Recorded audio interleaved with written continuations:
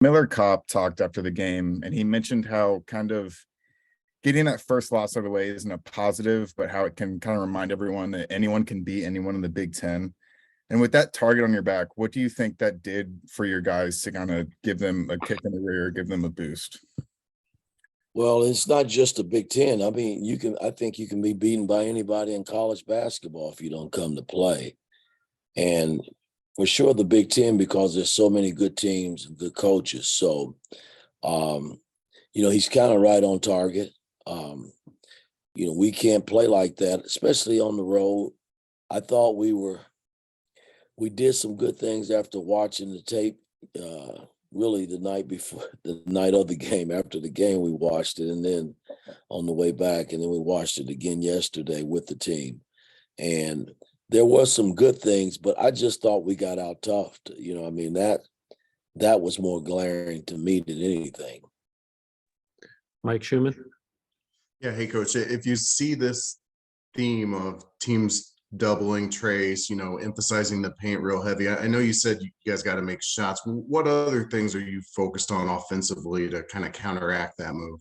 Well, there's not a whole lot you can focus in on. The bottom line is you got to make shots, guys. I mean, if somebody's posting the ball and he's double teamed, if he's double teamed down low, if he's double teamed out top, the ball's got to move around. It's going to fall in somebody's hands, and they got to make a shot. It's just that simple. It's not scientific, guys. It's not. There's nothing magical about it. You can be double teamed down low. You can be double teamed out top, on the side, which we were double teamed out top. We were double teamed down low. Guys got to make shots. I mean, and we had some good looks. We just didn't knock them down. Alec Lastly.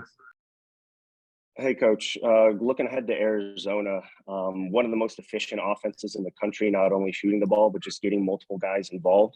What are the keys defensively for you to really slow down that offense and kind of make it uncomfortable for especially their guards and big guys? Guys, I haven't even looked at Arizona. I'm facing Nebraska right now. That's where my mind and heart is. I mean, I never jumped a game ahead when I got a game right there staring me in my face. I mean, I would never do that as a coach. So I can't give you any information on Arizona right now. I really can't. I've seen them play a number of times, but my focus is not there. It's on Nebraska. Mike Merritt. Coach, I'm going to apologize ahead of time because I am looking to some big picture things. But when you got here, I have two questions for you. And the first is, when you got here, you talked about restoring the program and the kind of the glory of IU basketball. And you talked about wanting to play UCLA's and Kentucky's of the world and that sort of thing. What is good about having an Indiana program in the top 15, playing the North Carolinas and the Arizonas and the Kansases of the world? What is good about that for college basketball? Well, it's good for our fan base, number one. Mm-hmm. And if you got a good enough team that can compete at that level, why not give it a shot? As a player and as a coach, I've never feared any team or any players. So, I think we're good enough to beat anybody in the country if we commit for 40 minutes on both ends of the floor. So, why not play the Kentuckys and the Carolinas and the Kansas? I mean, I think it's good for basketball. It's good for viewership. And it's definitely good for our fan base. They love that. So, I mean, I don't see anything wrong with it. Second question for you is, you grew up in this state at a time when college basketball in particular was really in a golden age, with Purdue, Notre Dame, and Indiana all really playing good basketball. You're in a situation right now where you've got two teams that are in the top 15 in the men, two teams that are in the top 5 in the women, and two teams that are knocking on the door to get in the top 25. What does that say about the state of college basketball in the state of Indiana? Well, it's great. Number one, I mean, man, this is home for me. So anything that goes well here in the state means a great deal to me. I've followed, Purdue, Indiana, I followed all those schools my 34 years in the NBA. I mean, that's just what you do as a guy growing up here in the state playing basketball. I followed Butler. I've just been that way over the years. but I think it's good for the state. It gives our state an opportunity to, to get out and see, good basketball being played around the state. So, I mean, I think it's great. I really do. Appreciate it. Alex Thank you. Bozich, Hold on, guys, 1 second. I don't want to lose you. My computer's signaling. Put some juice in it. All right, go ahead. Coach, thank you for the time. You mentioned the other night about just kind of the toughness.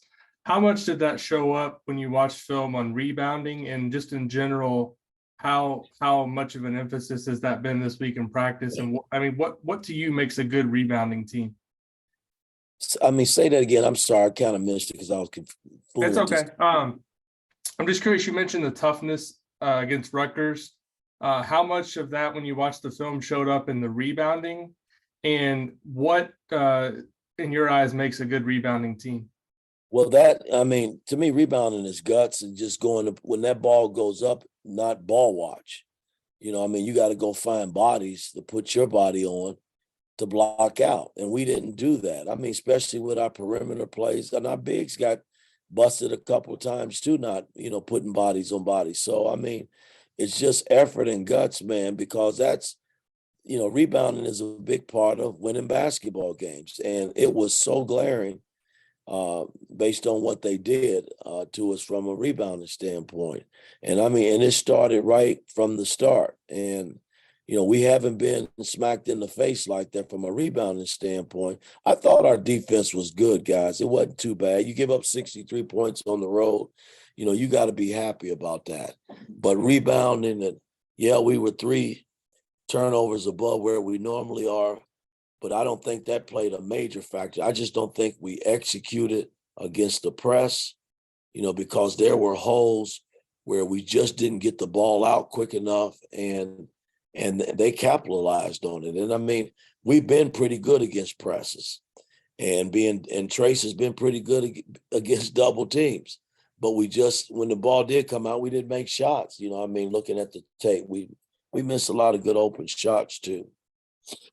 Jack, and then Tom.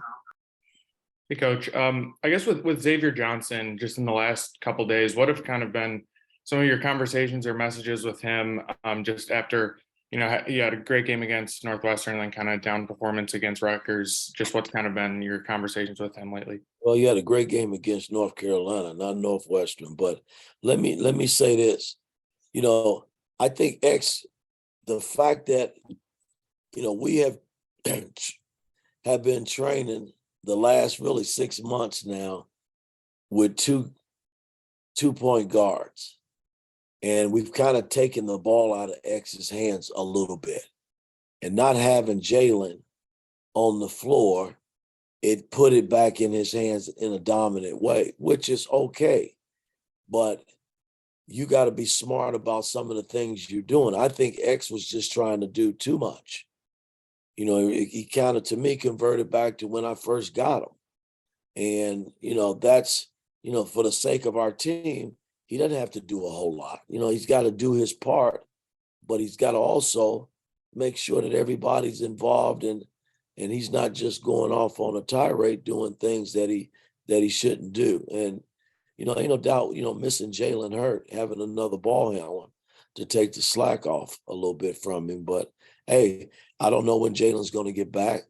And, we're going to have to figure it out, with X running the point, and Tamar and Galloway, helping him, as long with CJ helping him handle the basketball out front.